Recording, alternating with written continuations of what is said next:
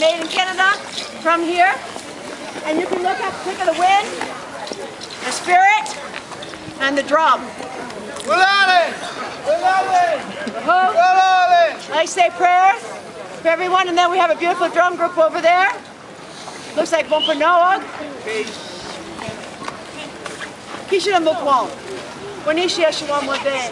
And welcome to the National Day of Mourning. Once again, on the fourth Thursday in November, United American Indians of New England have gathered on this hill to observe a National Day of Mourning. Today marks the 44th time that we have come here, in all kinds of weather, to mourn our ancestors and to speak the truth about our history. Those who started National Day of Mourning could not have envisioned that their descendants and the descendants of their supporters would still be here, year after year, carrying on this tradition. Many of the elders who stood on this hill and organized that first National Day of Mourning are no longer with us, but we feel their spirits guiding us today. Now, National Day of Mourning began in this manner. Nearly 45 years ago, my father, an Aquinnah Wampanoag man named Wamsutta Frank James, was invited to address a gathering of so-called dignitaries celebrating the 350th anniversary of the stumbling ashore of the Pilgrims. When asked by the organizers of the dinner to provide an advance copy of his speech that he planned to deliver, Wamsutta agreed. Within days, he was told his words were not acceptable. The planners of the gathering, fearing the truth, told him he could speak only if he were willing to speak false words in praise of the white man. The organizers even were willing to write a speech for him. After all, they said, the theme of the celebration is brotherhood, and anything inflammatory would be out of place. Well, he refused to have words put into his mouth. National Day of Mourning came into being as a result of his refusal to speak untrue words. Instead of speaking at the banquet, he and many hundreds of Native people from throughout the Americas gathered in Plymouth on this hill and observed the first National Day of Mourning. And what was it that got these state officials so upset? Wamsutta used as a basis for his remarks one of their own history books, Mort's Relation, a pilgrim account of their first year on Indian land. What really happened at the first Thanksgiving, or what some of us call the first Thanks-taking, according to popular myth, the Indians, us, and the Pilgrims, them, sat down and had a wonderful dinner, and everyone lived happily ever after. The end.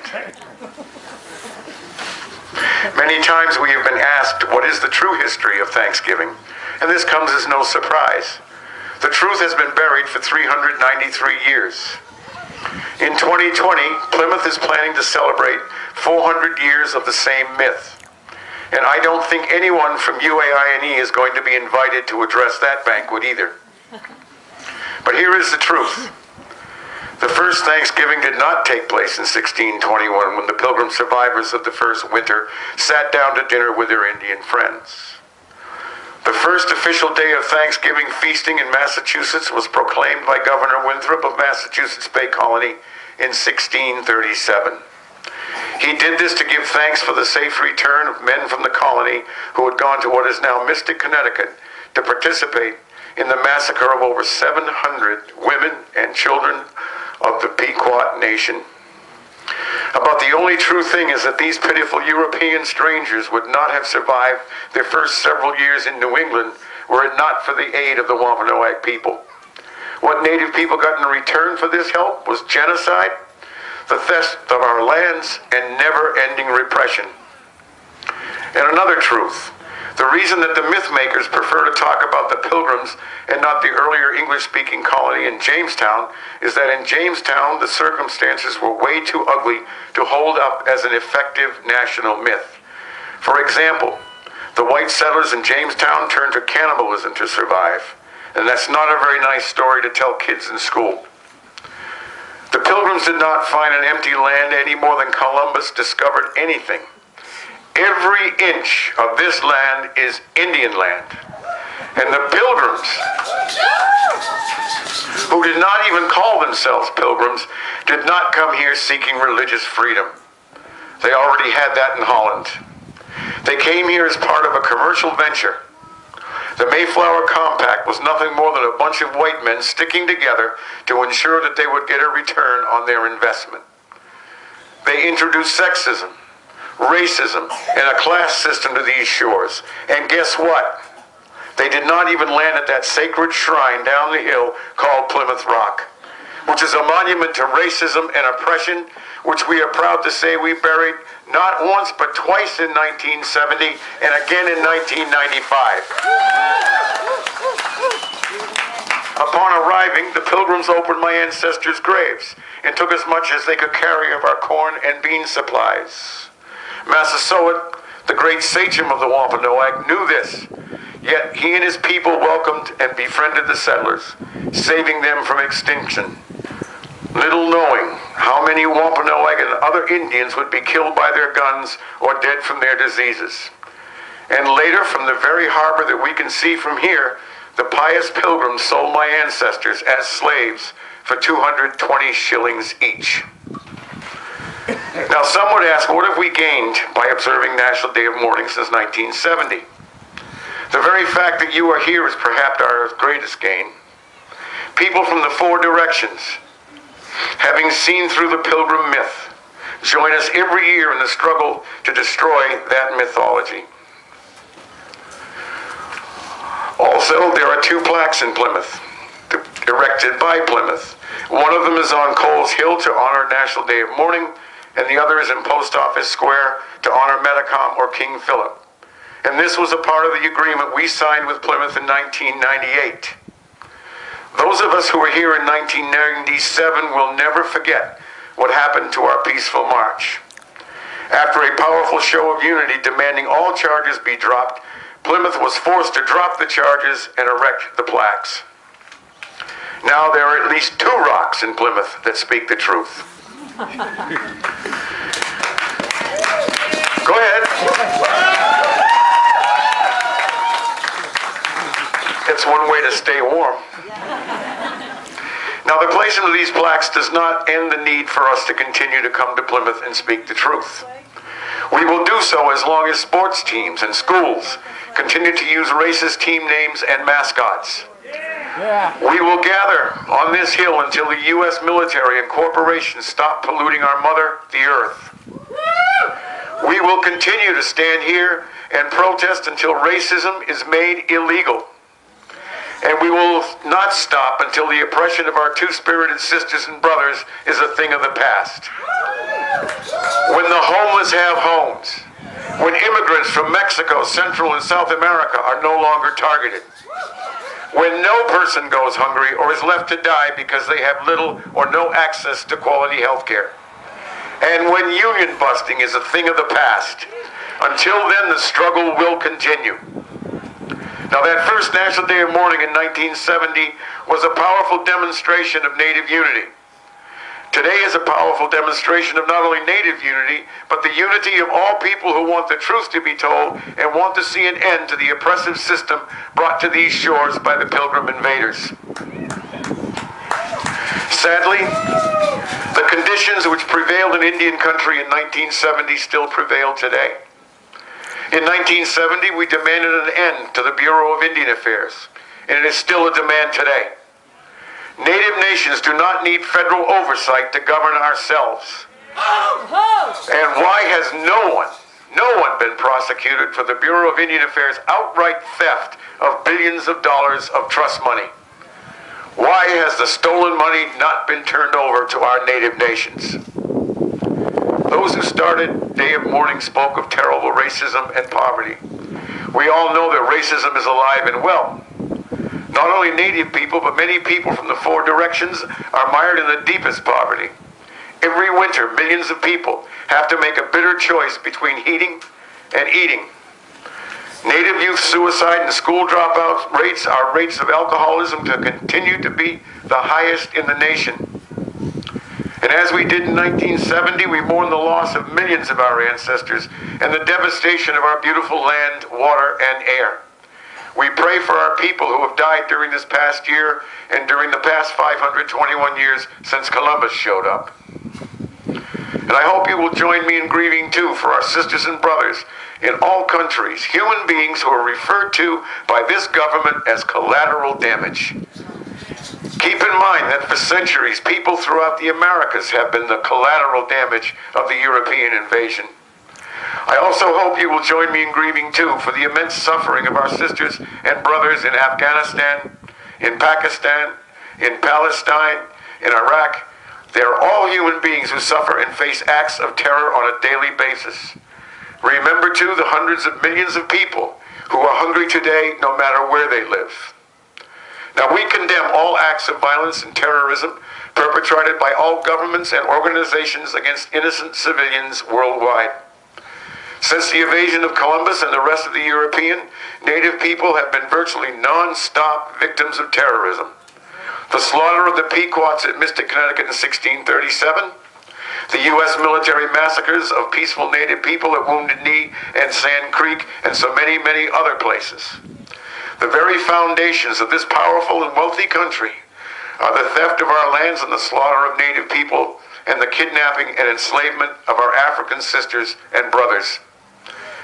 Today, on liberated territory, we will correct some history and do so in a country that continues to glorify butchers such as Christopher Columbus, in a country that glorifies slave-owning presidents such as Washington and Jefferson, and even carves their faces into the sacred hills, the sacred black hills of the Lakota.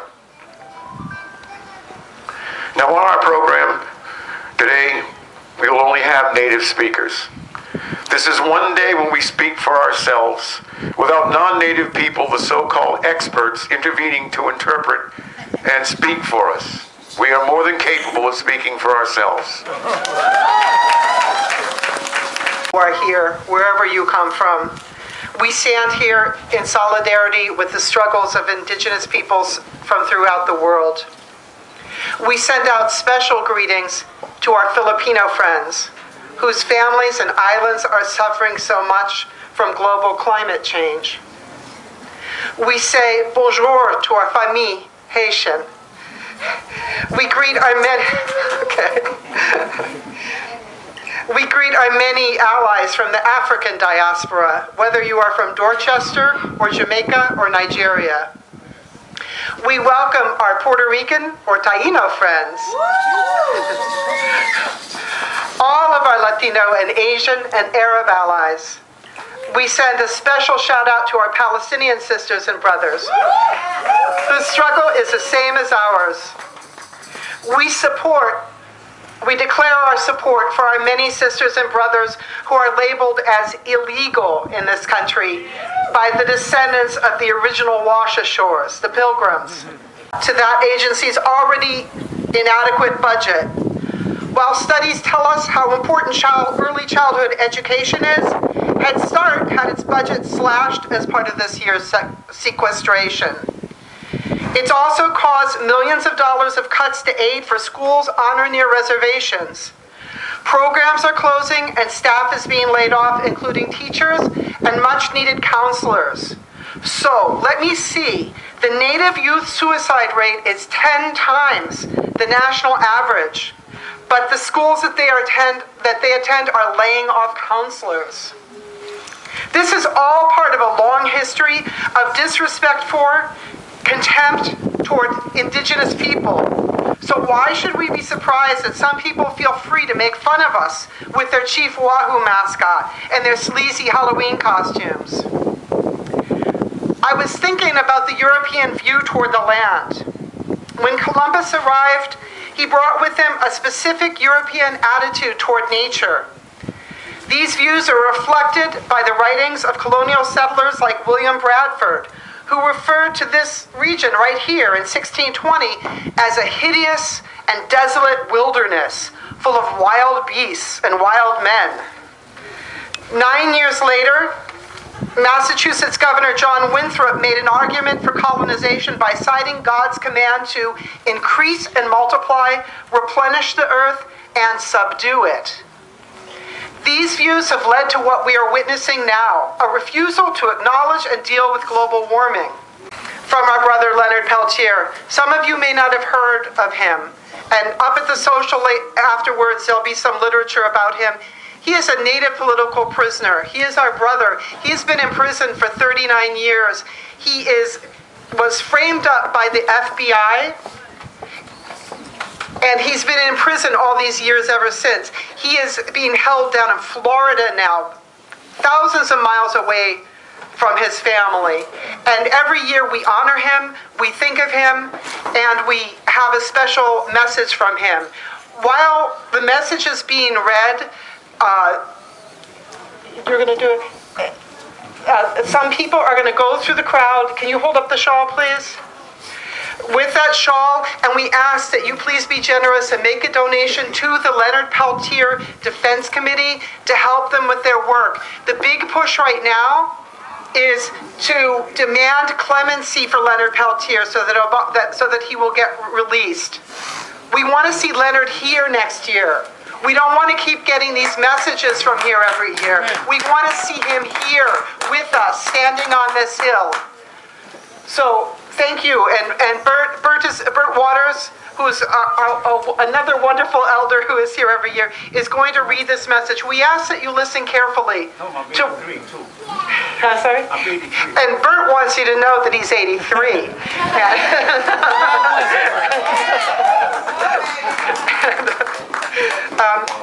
We ask that you listen carefully. We ask that you be generous with the blanket dance for the Peltier Defense Committee. And we ask that if you don't know about Leonard, to get more information about him, to educate yourself and to educate others about him.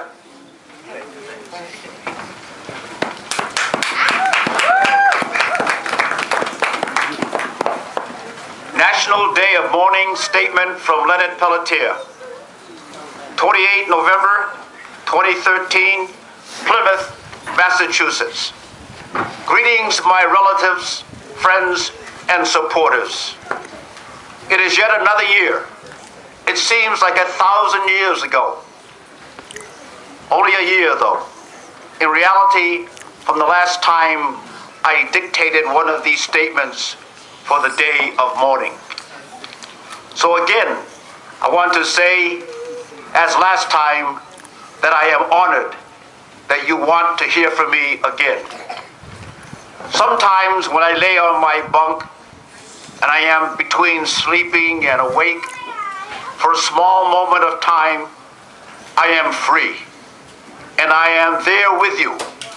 I know this sounds kind of melodramatic, and I am not trying to be so. But things affect you differently inside of here, and things affect you differently as you get older. But I want to say, with all my strength, some things don't change, at least not for me. When I think about all we have lost to this corporate world, when I think about the losses of clean water, rivers, and oceans, and when I think about the losses of clean air, when I think about the losses of freedom for the hard-working families that once had a father that could take care of his family with a single job, but now has to work 2 or 3 jobs, and the mother must work too, and the children that come home from school with their own key and have to wait the return of one of their parents. When I think of these losses, when I think of the wage slaves that are being created daily all over the world in the name of progress, when I think of these losses, I think we damn sure have a good reason to mourn. But I really believe that the word mourn should have a different meaning for us. Not something where we cry and throw our hands up in the air and say, why? Why? Why me? Why us? Why this? But something that we should say, no more. No more. Something we make a vow to. Renew our efforts, renew our minds, renew our directions to take back our water, take back our air, take back our forests and our mountains and valleys. Restore this Mother Earth to the natural balance the Creator meant it to be. This is a long one. We need to talk to the churches, talk to the various religions. We need to get them to recognize that the strongest form of worship isn't singing songs and bowing your head. The strongest form of worship is to respect and restore balance. The beauty of nature and the earth that was given to us, that is part of us, that we are part of, and to be responsible for. This may sound like a rambling of some 69-year-old man in prison for 38 years, but I have had a lot of time to think about these things. And when my grandchildren come to visit me, it gives me a sense of urgency for all of us to start doing something now. In each one of you, if each one of you would take a vow to get 6 other people, along with yourself, to do at least one meaningful thing to restore this balance and get each one of us, of those people, to network and get 6 more people. Let it go out from there like the branches of a tree. Then together we can make a difference. We can make a difference starting today. This day of mourning would become the morning of a new day. I have quoted others before, and I do so again because I respect the wisdom of elders and people long past. Someone once said, and I don't remember who said it, all evil needs to triumph is for good people to do nothing. So true. If this is more than you care to do, or if you think you can't be involved with others for some reason, I respect that. But I would encourage you to at least plant one fruit-bearing tree that someone in the future, perhaps some child, could have something to eat. That maybe some other living creature might have a place of shelter and food to eat. There will always be changes throughout the earth and throughout mankind, some uncontrollable and some by design. I know we can make a change for the better. And if we put our hearts and minds together and let this day of mourning be a time of renewal, we can spread the concept that mankind must live in harmony and the Creator's handiwork and with one another. If this time I have spent here in prison could produce something of value, I pray that it would move you to become involved. Find the right things within government and support them. And find the wrong things in government and change them. This government, as it stands right now, is on the verge of losing what constitutional rights people have. This government is violating the Constitution over and over and over again. These violations started before you and I were conceived. As some of you may know, the Constitution is a copy of the Iroquois Six Nations Confederacy law. The Constitution originally was designed so that men would have maximum freedoms as long as they did not infringe on the natural rights of others or, in essence, harm someone else. The freedoms and respect that the law implies that we should have for one another in this nation should extend to all those outside of this realm because what is right for one man should be right for all others. We should allow other people to be free from fear. I remember an old Jewish man I once met in a hardware store. I engaged in conversation with him. He had fought in World War II, and he was to me, and he said to me, and I always remember his words, "This isn't the nation I fought for. This nation has become a nation of people who are afraid of their government. And any time the people are afraid of their government, they are not free." And I have noticed that what people will do to someone else wrongfully, sooner or later, if the circumstances change, they will do it also again. These violations of human rights must stop.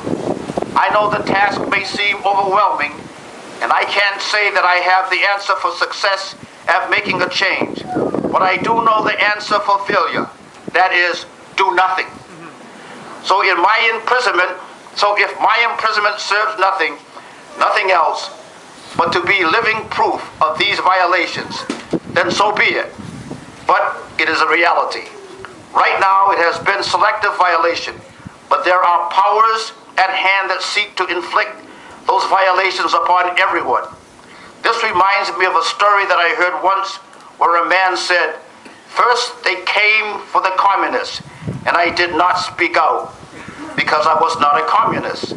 Then they came for the socialists, and they did not speak out because I was not a socialist. Then they came for the trade unionists, and I did not speak out because I am not a trade unionist. Then they came for the Jews, and I did not speak out because I was not a Jew.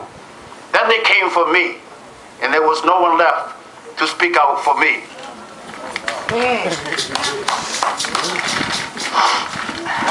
Almost over. I ask you to remember these things again. They are the truisms. They have happened, and they will happen again to you and to your children and your children's children if we do not take a stand. A famous warrior named Emiliano Zapata from the Mexican Revolution once said, "I would rather die on my feet than live on my knees." I would rather die on my feet than live on my knees. I could not go on and on. I could go on and on, but I suppose you get my meaning. I encourage you to be active, to stand your ground, and to help us recover the ground we have lost. God, I wish I could be there with you. I am going to close for now. Be thankful you have the time you have. Be thankful you have each other, and give each other a hug for me. I see you. I will see you soon. Your friend, Leonard Peltier. Give everyone a hug. Give everyone a hug. Give everyone a hug. In the name of Leonard Peltier. Thank you.